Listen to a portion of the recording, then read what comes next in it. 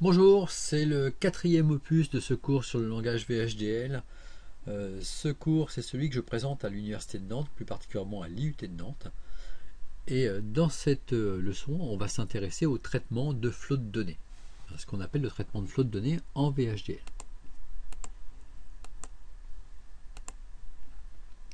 Alors, petit rappel, le domaine concurrent. Le domaine concurrent, c'est l'espace entre les mots-clés begin et end de l'architecture. C'est là qu'on décrit tout ce qui se passe à l'intérieur de notre composant, à l'intérieur du bloc qu'on est en train de décrire. Alors pourquoi est-ce qu'on parle de domaine concurrent? Eh bien tout simplement parce que les structures qui sont employées à l'intérieur de l'architecture, eh bien elles sont concurrentes dans le temps. Ça veut dire qu'elles sont toutes calculées en même temps, et on peut également parler de traitement parallèle. Alors la conséquence, c'est que dans l'architecture, écrire A reçoit C or D suivi de B reçoit C en D, eh bien ce sera absolument équivalent que d'écrire B reçoit C en D et A reçoit C hors D. C'est-à-dire que l'ordre des équations n'a pas d'importance.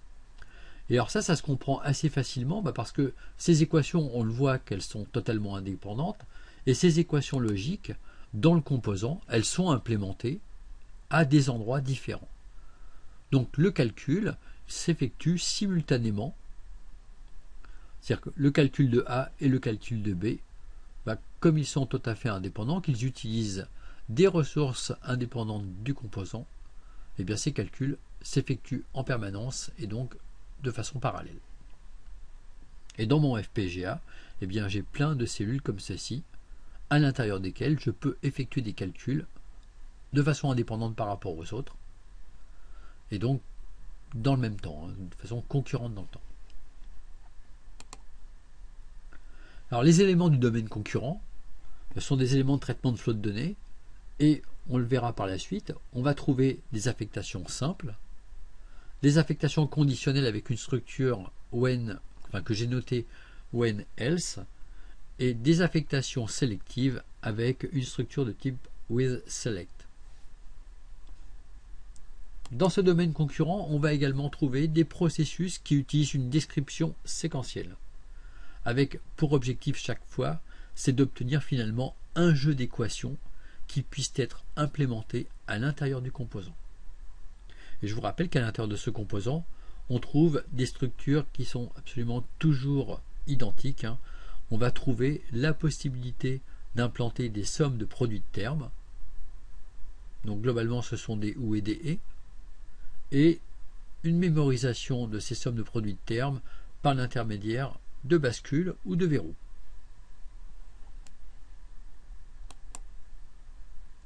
Alors un petit rappel sur les systèmes combinatoires.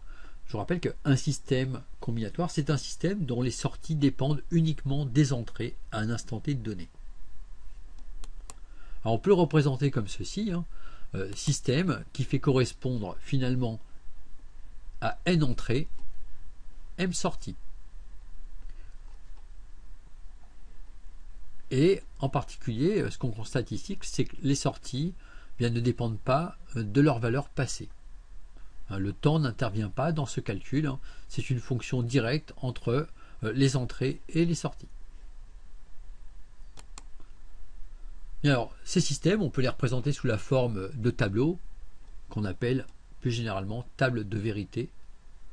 Et ça permet comme ça d'expliciter les sorties en fonction des différentes combinaisons d'entrées. Alors, un exemple qui concerne par exemple la porte E.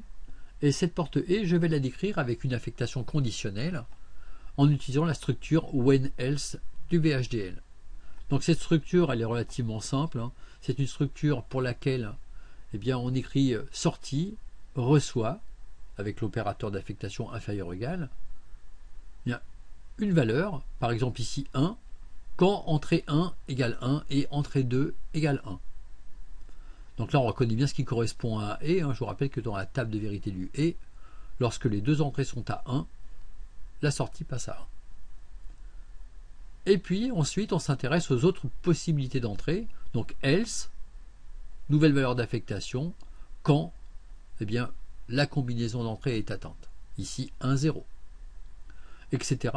Et comme ça je donne la liste des différentes lignes de la table de vérité de façon à expliciter la sortie en fonction des différentes possibilités en entrée. Alors évidemment, quand on regarde ceci, on peut trouver que c'est un petit peu simpliste, tout simplement parce que l'exemple choisi est simple, c'est la porte V, mais on pourrait comme ça implanter n'importe quelle table de vérité. Vous pouvez remarquer une chose, c'est qu'on termine toujours par un else final avec une valeur par défaut. Donc cette valeur, elle n'est pas conditionnée par un when, c'est donc la valeur par défaut, ce qui veut dire que si aucune des conditions précédentes n'a été atteinte, finalement on terminera avec cette valeur par défaut.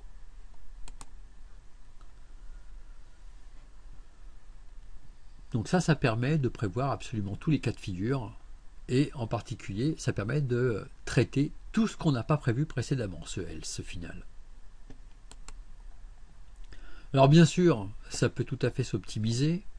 Ici, on voit que finalement le 1 en sortie n'est atteint que pour une configuration à l'entrée. Du coup, c'est peut-être pas la peine de dérouler tout ça.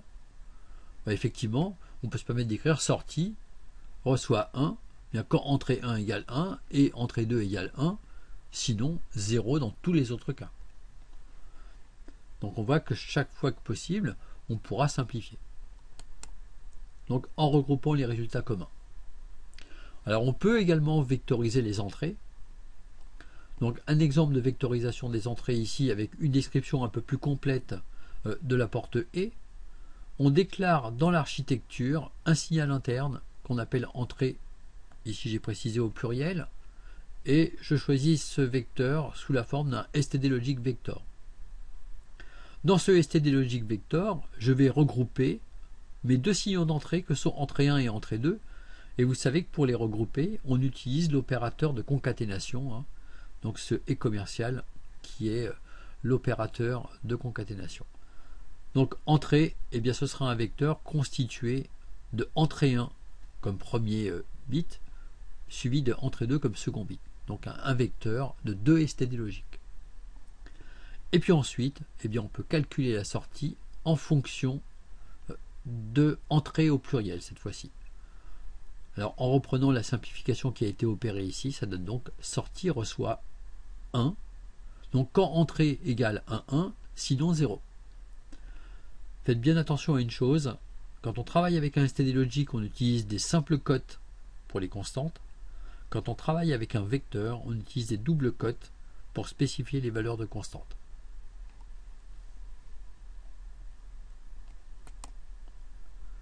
Alors, un autre exemple sur une application concrète. Cette application concrète, c'est une unité arithmétique simple, telle qu'on peut la trouver de façon très simplifiée dans un microcontrôleur pour faire des calculs, ou un microprocesseur. Donc l'unité arithmétique, c'est ce qui permet d'effectuer des calculs arithmétiques dans le processeur.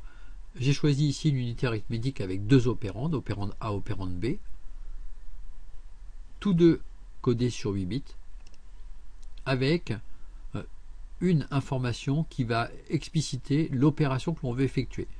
Alors cette opération, deux possibilités, puisque c'est un code qui est binaire, donc on aura uniquement deux opérations qui seront traitées dans ce circuit. Et puis un résultat, également sur 8 bits. Donc deux opérations possibles. Donc opération égale 0, eh bien j'effectuerai l'addition des deux opérandes. Opération égale 1 et j'effectuerai la soustraction de opérande A et opérande B.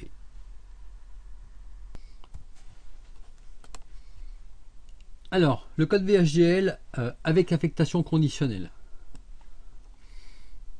Donc ici, par rapport aux bibliothèques qu'on utilise habituellement, la bibliothèque, le pactage de base, c'est le pactage stdLogic 1164.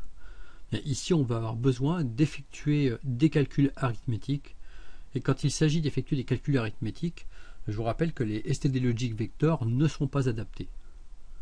Alors pour cette raison, on ajoute le pactage numérique std.all qui va nous permettre d'effectuer des opérations arithmétiques, et ces opérations arithmétiques, on les effectuera en utilisant les types signed et unsigned du VHDL. Donc vu de l'extérieur, donc notre UAL, unité arithmétique et logique, eh bien c'est un composant avec 4 ports, opérande A, opérande B, qui sont des vecteurs sous la forme set donne to 0. Opération, c'est juste un STD logique. Et le résultat, c'est un vecteur en sortie, set donne to 0. Quand on veut effectuer des opérations arithmétiques sur un vecteur, on fait toujours en sorte de numéroter les bits du vecteur sous la forme n-1 donne to 0, où n est le nombre de bits du vecteur. Pour ce qui concerne l'architecture, on réutilise donc la structure d'affectation conditionnelle, donc when else. Donc ici, très simplement, résultat reçoit la somme des deux opérandes quand opération égale 0. C'est ce qu'on avait décidé ici. Alors quelques nuances. La première nuance, c'est que la somme entre deux STD logic vectors, ce n'est pas possible. Alors pour pouvoir effectuer cette somme, on va commencer par convertir opérande A en un signé. Pareil pour opérande B. Et la somme entre les signés est possible grâce à la bibliothèque numérique STD. Et ensuite, le résultat qui est insigné, on peut le convertir en STD logic vector en effectuant juste un changement de type. Donc là, à proprement parler, ce ne sont pas des conversions, ce sont des changements de type. Je passe mon vecteur opérande A en type signé. Les types signés, je peux les additionner et je passe le résultat en type STD logic vector pour effectuer mon affectation. Donc ça, c'est lorsque j'ai l'opération 0. Sinon, eh bien, je fais la différence des deux avec les mêmes changements de type que ce qu'on a vu tout à l'heure. Donc quand opération égale 1. Et sinon, j'affecterai le résultat 0, donc sous forme vectorielle évidemment, dans tous les autres cas. Donc voilà pour le traitement de cette petite structure de traitement arithmétique, d'opération arithmétique.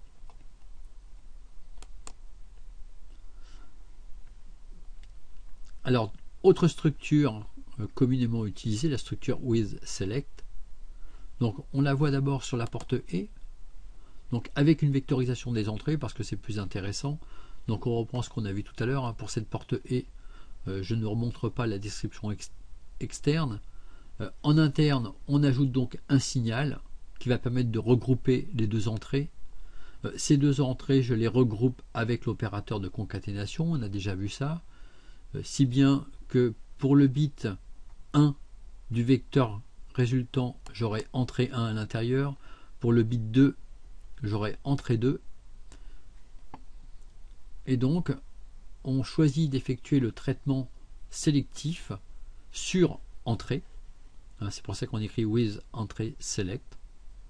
Donc ça veut dire que ça va porter sur entrée. Et ça fonctionne de cette façon-là. Sortie reçoit donc la valeur 1 quand 1,1, ce qui signifie quand entrée en fait est égale à 1,1. Je vous rappelle qu'on met ça entre double cotes. Les constantes de type vectoriel s'explicitent entre double cotes. Et on sépare toutes les possibilités par des virgules. Donc virgule, bien la valeur 0, when others, donc dans tous les autres cas. Donc là on a opéré la simplification, on n'a pas dressé l'ensemble des lignes de la table de vérité d'un et. On s'est contenté du cas significatif qui mène à la valeur 1 en sortie, et ensuite 0 pour tous les autres cas. Donc cette structure, elle se termine toujours par un when others pour pouvoir traiter toutes les configurations qui n'ont pas été explicitées précédemment. Alors on peut procéder de la même façon avec le code de l'unité arithmétique élémentaire. Donc rapidement, la description externe est la même que précédemment. N'oublie pas qu'il faut mettre le pactage numérique STD pour pouvoir faire les calculs. Alors ça ressemble tout à fait. Je vous rappelle que ce qui était sélectif dans tout ça, c'était le code de l'opération. C'est en fonction du code d'opération qu'on choisit le type d'opération qu'on effectue. Donc le with select bien porte sur opération. Et donc le résultat, eh bien c'est la somme des deux avec les changements de type nécessaires quand 0, c'est-à-dire quand opération égale 0, virgule, l'autre configuration qui correspond en fait à la soustraction quand opération égale 1, virgule, un vecteur de 0, donc dont la dimension s'ajuste à la dimension de résultat, c'est-à-dire un vecteur de 8 bits, dans tous les autres cas. Donc when others. Donc là, eh bien, on a vu comment on pouvait décrire avec cette affectation sélective l'unité arithmétique élémentaire. Alors un petit résultat après simulation, donc simulation comportementale. Donc j'ai fait en sorte de mettre en place un fichier de test qui impose opérande A égale moins 12, qui impose opérande B égale 22, et un choix d'opération. Donc quand l'opération vaut 1, on effectue la différence des deux. Donc moins 12, moins 22, ce qui donne moins 34 pour le résultat. Quand opération n'est pas spécifiée, bien quand opération n'est pas spécifiée, si on revient ici, vous avez vu que quand opération n'était pas spécifiée, on se retrouve finalement dans quelque chose qui n'a pas été prévu. Et donc au niveau de la simulation, ça amène au traitement par défaut où on effectue une affectation à 0 du résultat. Donc c'est effectivement ce qui se passe ici. Ce n'est pas 0, ce n'est pas 1 opération, et par conséquent le résultat est nul. Et ensuite, quand opération égale 0, ce qu'on visualise ici, eh bien on obtient moins 12 plus 22 égale plus 10. Bon, ce qu'il y avait d'intéressant là-dedans, c'est de montrer que le traitement de tous les autres cas pouvait être intéressant pour la simulation. Puisque effectivement, ce when others ici, ce others, il n'apparaîtra que dans les cas où on se trouve effectivement en simulation, puisque opération, physiquement, ce sera forcément soit 0, soit 1, donc on sera confronté uniquement à ces deux possibilités-là, mais par contre en simulation, on peut être confronté à d'autres possibilités, et ça justifie de faire apparaître le traitement dans tous les autres cas. Alors, une remarque, il s'agit d'une simulation comportementale. Ça veut dire que je ne simule pas ce qui se passe à l'intérieur du composant. Alors quand je dis à l'intérieur du composant, je ne simule pas les temps de propagation dans le composant, c'est une simulation qui est seulement fonctionnelle. Et puis pour une opération indéfinie, eh bien on a bien constaté ici, l'opération était indéfinie, qu'on obtenait la valeur explicitée par défaut. Alors on peut également effectuer la simulation, cette fois-ci après implémentation. Donc simulation après implémentation, ça veut dire une simulation avec le résultat de ce qui va se trouver à l'intérieur du composant. C'est-à-dire en tenant compte de tous les temps de propagation dans le composant et en tenant compte également des niveaux physiques. Donc indéfini pour un signal à l'intérieur d'un composant, peu de choses près, ça veut rien dire, c'est soit 0 soit 1. Donc là on regarde à nouveau. D'abord ici on constate qu'il y a un petit retard. Petit retard qui est dû au fait que ce calcul, je le demande à t égale 0, mais il prend un certain temps avant d'être réellement effectué.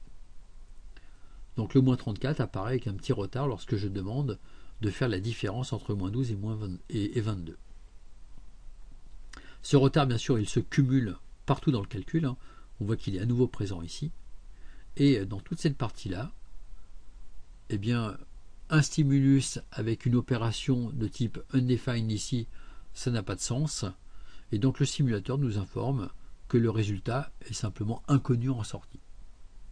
Alors inconnu, alors ça ne veut pas dire qu'il n'y aurait pas des 0 et des 1 physiquement, évidemment.